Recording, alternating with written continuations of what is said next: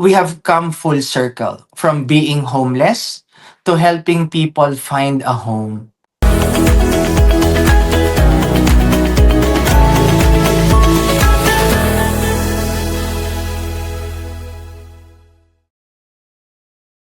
Hey guys, you're in a nutshell with me, Ina. Baka familiar sa inyo.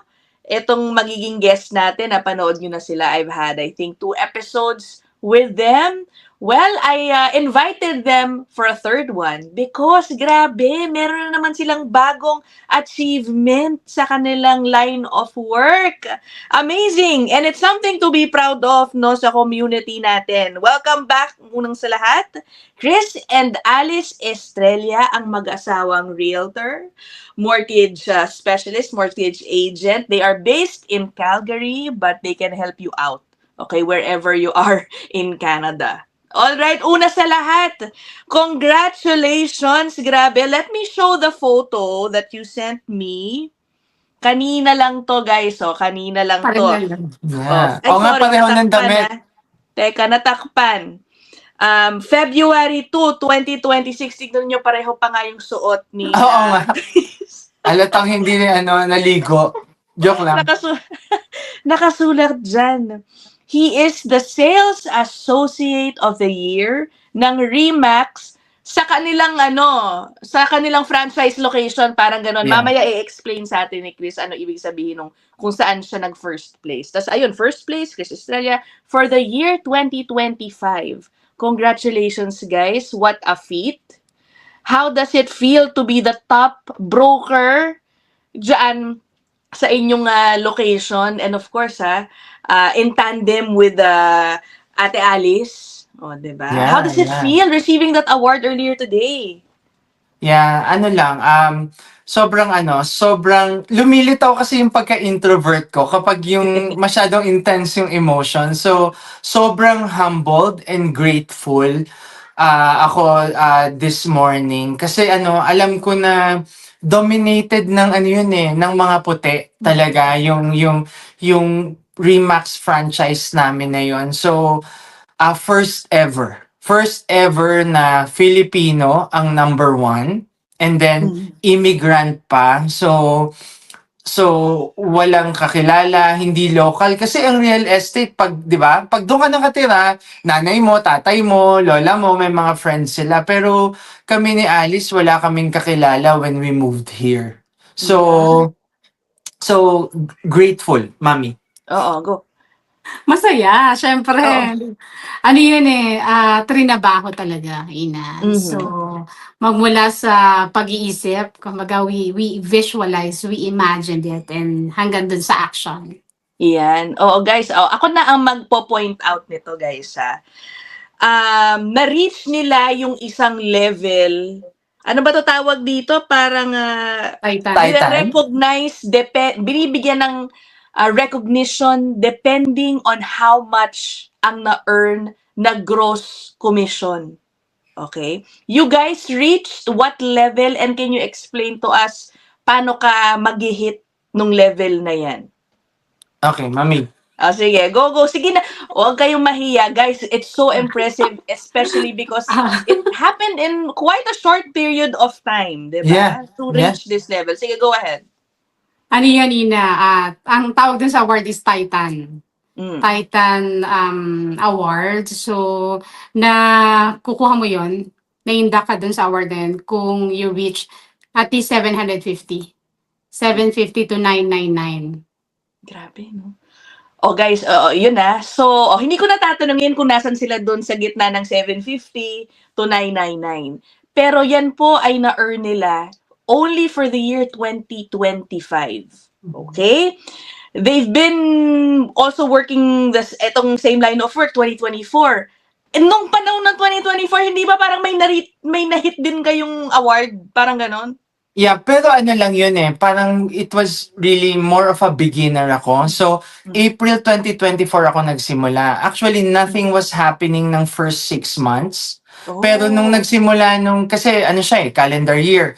Pero nung nagsimula ng November, December, parang ganyan, ano lang, nagsimula kami, parang we earned about around 100, parang ganyan, Wow! less than 100 as a beginner, kaya naging rookie of the year. Ayun So, pala, Rookie of the oo, Year. ang joke ko nga kanina, parang kung less than 100 yon, parang 90, 80, parang ganun yon. Nang 1 month lang yun eh, kasi 'di ba before the year ends. Tapos and then came yung 2025, itong past year. Ang joke ko kanina, parang dinagdagan lang ni Lord ng isang zero, baka nakalimutan niya yung isang zero. Yun yung kwento nung Oo. pagsisikap, nung efforts namin. Grabe 'no. So parang binibigyan mo yata ako ng clue, nandun ka sa palapit na ng 1 million, grabe. But you Ah, guys deserve it 'no. Pero what is so impressive is ang bilis is from Rookie of the Year tapos mid-2024 lang kayo halos nag-start. A year and a half doing this, wala pang 2 years doing this, and then naging number one agad kayo. Like, I'm curious, ano yung naging strategy ninyo? How were you able to secure your clients? Considering na sinasabi ng marami, di ba, hindi masyado magandang ekonomiya ngayon. Walang pambili ng bahay, ang mahal ng bahay, and yet, Hmm. you were able to do that. Mami? Ano lang, walang isipan, Ina. So, Oo. minsan kasi, di ba, yung analysis paralysis, yun yung pumapatay ng dreams, di ba? So, Okay. kami, basta, hindi naman namin iniisip na mahirap or whatever, dire-diretso lang. Kasi, kapag sa amin, kung hataw ka lang ng hataw, eventually, kung ano man yung hirap, malalampasan din naman yun. Oo. Tsaka I Yeah. think 'no, kasi I would assume a big chunk of your clients are Filipinos din Yeah. ba? Paano Yes. ba yung Yeah. profile ng inyong clientele? Yeah, tama Oo. yun. So parang, let's say, parang 75% pa rin mga Filipinos. Yung Alright. 25% halo-halo na sila. May Indians, may mga Europeans, may mga Canadians. Ganun Yeah. yung clientele namin. Oo, ang nasa isip ko kasi, I think it's very common talaga na kapag Pinoy, yan yung dream home ownership, right? Lalo Yeah. na sa Canada. That's a dream for many. Kaya siguro kahit gaano ka tight ang budget, isa talaga yan siguro sa inuuna nila. Yun din ba ang observation ninyo? Yeah, Ate Alice, Yeah. pagdating dyan? Oo, kasi dito sa Canada, hindi katulad sa Pilipinas, mas mahal mag-rent dito di ba? Sa Pilipinas kasi may mga, sa Pilipinas may property kami. Pero hindi kami tumitira doon kasi mas murang mag-rent. Tapos pinapa-bed space namin siya. Dito kasi Oo. pag nag-rent ka, halos ganun din. O kung di man mas mahal pa. So talagang priority siya Inuuna yung bahay as soon as maging stable, may down payment na, and okay naman yung credit bureau. Talagang unahin mong bibilin bahay. Oo. Kamusta na ba ang presyuhan dyan sa bandang Calgary? Okay. I hear, kasi ang sinasabi nga I mean, actually, we talked about this yung sa last episode natin. Ano ang forecast ninyo? Baka lang meron for 2026, tuloy bang pababa ang presyo, the buyer's market, as they would call it? Ano ang inaasahan niyo sa 2026? Tataas pa ba kayo dun sa level na ano yung sunod ng Titan? Diamond? Diamond, more than 1M na yun. Grabe, yun ba ang goal? Yeah, yun yung that's the goal. Tapos interestingly, kasi nakikita namin yung houses in the market weekly. So kasi just to answer your question, parang medyo nagba-balance out nga ang 'di ba nabanggit ko nung una nating interview, maganda makita nila yon kasi very informative yon, sis. Na yung issue na buyer's market ba to o seller's market, inter-province ang usapan na yon, 'di ba?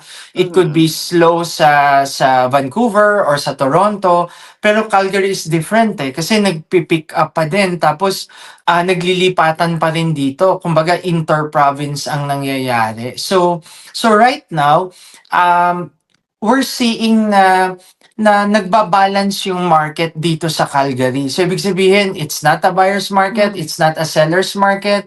Walang bidding wars, pero healthy pa rin yung real estate dito sa Calgary. Yun yung nakikita namin. Yan, okay. O sige, ngayon, outside itong business niyo ngayon, Baka hindi kasi napanood nung ilang nanonood ngayon. Yung pinakauna pa nating episode wherein you talked about your life before moving to Canada, how you started in Canada. Syempre, guys, hindi agad sila naging realtor at mortgage agent. Yeah. Tulad ng marami nating kababayan, they started out with, what some would call mga survival jobs. Ngayong nandiyan kayo sa level na yan, na Titan, binabalikan nyo ba ngayon? Kung paano kayo nag-umpisa dito, lalo na sa Canada, and how far you've come. Yeah. That's a very good question, Ina. So, Mami? Oo. Okay, joke lang. Sige, ako muna. Kasi madaldal ako baka mamaya, baba. So, masarap siyang balikan. Kasi 4 years old pa lang kami sa Canada. Dumating kami September 2021. So, tas yung 2 years nun, student pa si Alice. So, siya yung alay, tapos ako yung driver, ako yung yaya ng mga bata. So, you can't do anything nung first 2 years na yun kasi hindi kami sure kung mapi-PR ba kami o hindi, di ba? So, itong blessings na to, we see it as a grace. Tama yun, Sis Ine. It is remarkable in the sense that kung paano kabilis kumilos si Lord dun sa buhay namin, lalo na nung after ma-PR. Kasi ito, 2 years lang itong pinag-uusapan natin na ito yung blessings namin, na hit namin yung award. Tapos yung blessing din na parang tinatanong ko nga kay Alice, ilan ba talaga? Sabi niya parang around less than 30 daw yung doors na rin namin ng investments namin. So, which is a blessing. Hindi dahil kami kasi we see it na God is working in our life. Yung bilis niya, yung acceleration nun, which is we are grateful. We are grateful for that, Sis Ina. Oh, guys, na-pick up nyo ba yon? So, maliban dun sa kanilang commission as a realtor, ayan, sila mag-asawa, realtor and mortgage agent, meron na rin silang investments. Ilan na ngayon ang pintuan na inyong pinamit? 30, mga ganon? Yeah. Parang 26. Grabe, no? Doors. So, are you planning to retire earlier? Very early? Ganun ba? Yes, kasi parang we see it na we're willing parang to work so hard in the next 5 to 7 years. Tapos yun din ang exit plan namin. Even yung commissions namin, ibinibili rin namin ng properties. Yes. Yeah. Ganun yung ginagawa namin kasi alam namin eventually, pag nabayaran na yun, nag-fully paid yung mortgage, di ba? Or nag-gain ng equity, anything can happen, di ba? Pwede kaming marami pang pwedeng gawin, di ba? Yeah.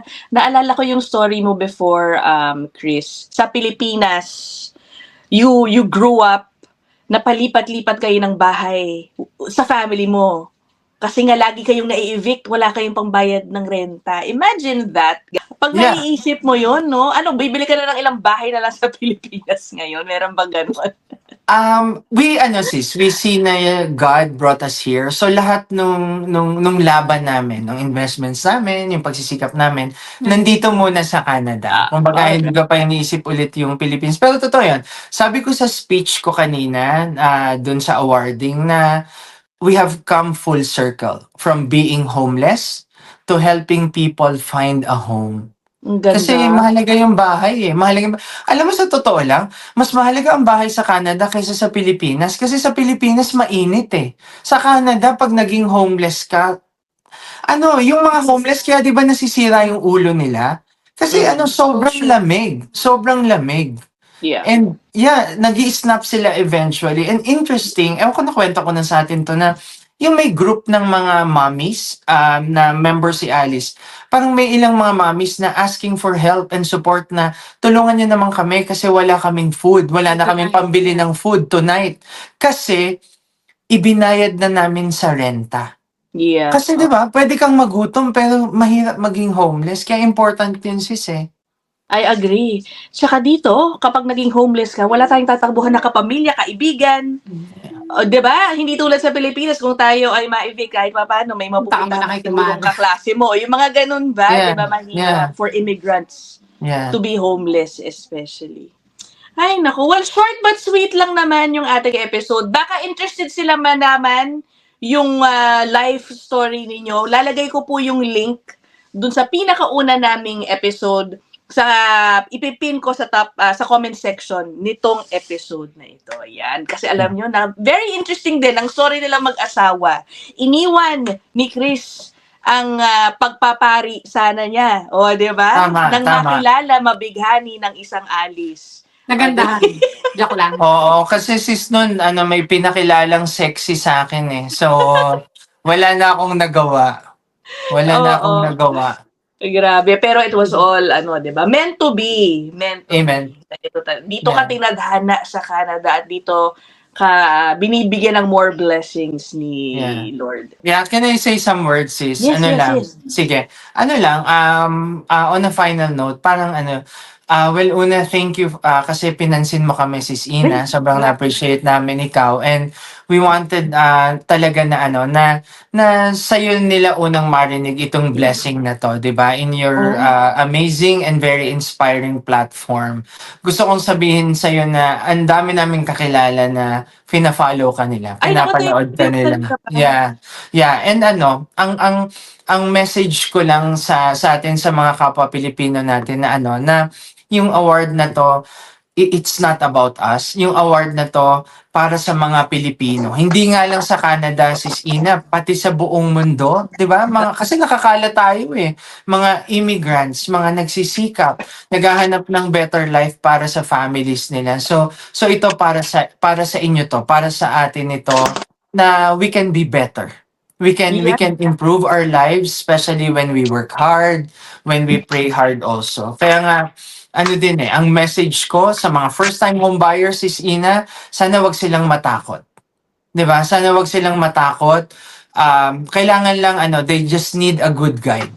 Sa mga gusto namang mag-invest, 'di ba, ng second home nila, ng paupahan nila, or may equity sila nandyan, sitting yung equity nila, natatakot silang gamitin. Ang sa amin, kailangan mo lang matutunan. You just need a good guide and we can use it. We can help you, we can make it happen. Kasi naniniwala kami na tayong mga Pilipino, sis Ina, world class tayo and we can be anyone we want to be.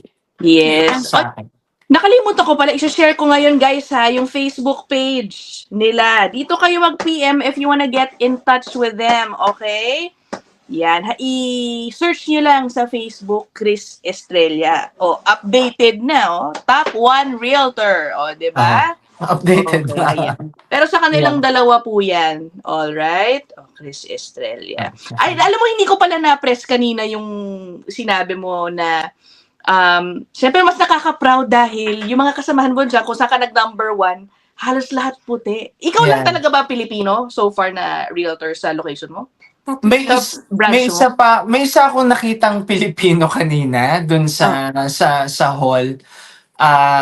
Siguro dalawa kaming Pilipino. Yan. So, yun ang doon. Pero what a feat, 'di ba? Kumbaga you didn't let your smaller network, kung tutuusin, keep you from performing better. Kasi nga, syempre, sila maswerte na mas marami siguro silang kakilala dito, hindi tulad ninyo na 2 years pa lang.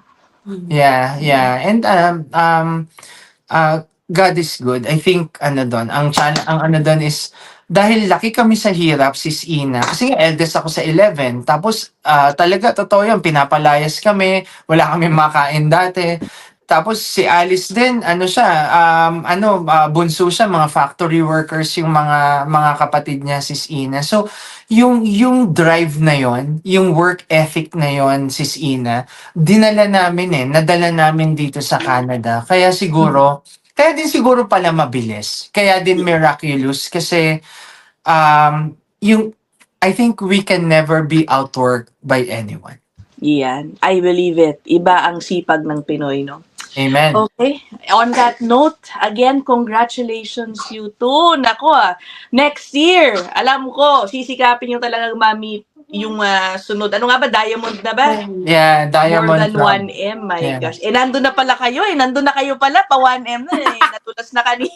Yeah. Bumili ng bahay And sis lahat. Ina, yung Titan Club Award natin, Oh. tayo lang ang naka-Titan Club Yeah. Award dun sa Remax franchise na yon. So, Kayo lang siya. ang pumasok wala, sa oo, level kami na yan. lang. Kami lang ni Sis Alice, walang puting nakaabot nun for Wow! 2025. So, which is a blessing para sa atin. Yeah. Baka sabi nung mga ibang realtor, mag-market nga tayo sa mga Pilipino, sila pala ang malakas bumili ng Yeah. So, blessing yun sa atin. Sabi nga nung mga matatandang realtors nun, sabi nila, we have never witnessed until today na someone na walang contacts, tapos more than a year pa lang, simula from Rookie of the Year na bago, tapos diretso ng Diretso number number 1. So, Grabe. which is really a blessing sa atin.